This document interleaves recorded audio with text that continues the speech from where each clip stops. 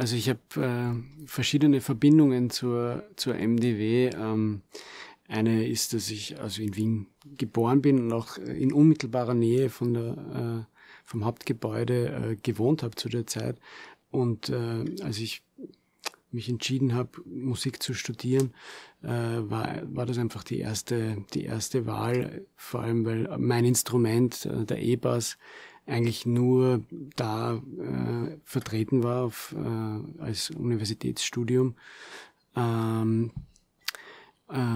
Ich habe sonst auch die Uni schon gekannt darüber, dass meine Mutter dort unterrichtet und ich auch schon als Kind dort ins elementare Musizieren gegangen bin. Ich hatte deshalb auch schon eine Matrikelnummer von 1985, wo ich gerade mal 3 Jahre alt war. Also ich hatte über meine Mutter dann auch ein bisschen Kontakt schon zu anderen Lehrenden dort und eine gewisse Affinität zur MDW.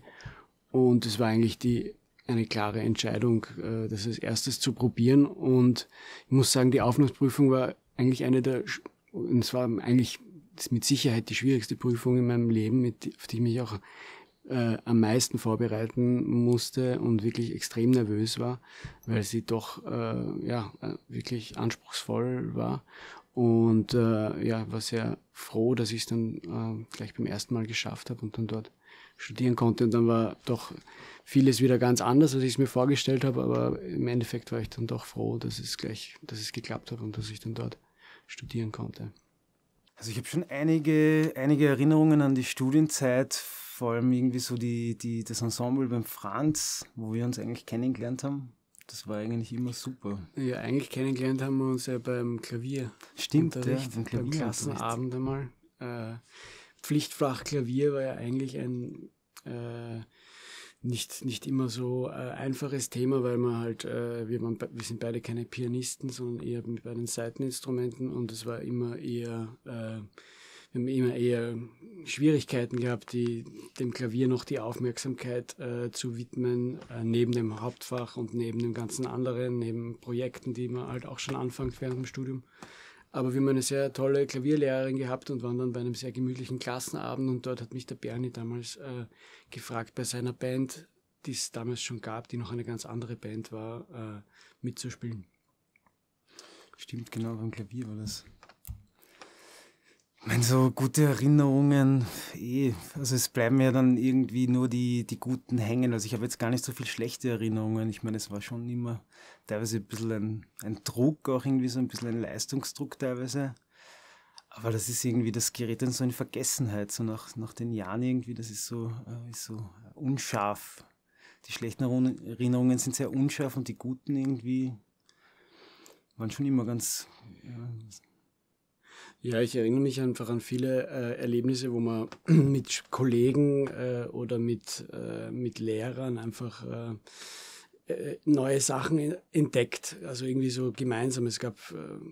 Wir waren beide auch in einem Schwerpunkt für Improvisation und neue Musikströmungen, wo es einfach ganz tolles gemeinsames Musizieren auch gegeben hat, wo auch wirklich Platz war, neue Sachen auszuprobieren oder zu experimentieren, eben im Ensemble mit Franz Hautzinger oder auch mit Gunther Schneider oder wo es eben auch also zwischen Lehrern und Schülern und auch zwischen den Studenten einfach so Momente der Entdeckungen gegeben hat, die ganz schön waren.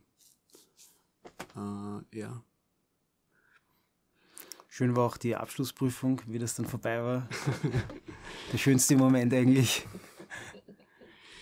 Ja, Abschlussprüfung haben wir auch gemeinsam gespielt und damals gab es die Band Electro Guzzi schon und wir haben beide bei der Abschlussprüfung jeweils bei dem anderen ein Stück mit der Band auch mitgespielt und ich finde, das ist schon eigentlich ein positives Zeichen für eine Universität, wenn das Platz hat, irgendwie so das aktuelle Schaffen oder das aktuelle Projekt von den Studenten da auch als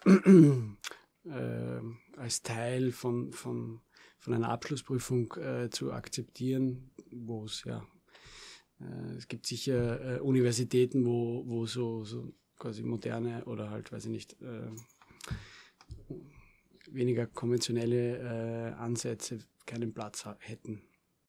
Mein Wunsch für die Universität ist, dass sie offen ist für zeitgenössische Musik, auch für Musik, die sich im Underground bewegt, dass es Platz gibt für Professoren und für Lehrende, die ein bisschen was Alternatives reinbringen. Also wie das in meiner Studienzeit war, gab es einfach ein paar gute Leute, die einfach einen ganz anderen Aspekt reingebracht haben in das Studium, auch die einfach von einer experimentellen Musik gekommen sind oder von einer nicht mainstreamigen Musik, und das war total erfrischend, einfach auch diese Lehrenden zu haben, weil ich dadurch einfach plötzlich Musik kennengelernt habe, zu der ich sonst nicht gekommen wäre, und ich würde mir wünschen, dass das so bleibt, beziehungsweise dass es sogar vielleicht sogar ein Schwerpunkt ist, einfach wirklich Ausschau zu halten nach Leuten, die was anderes machen und die andere Aspekte reinbringen, und ich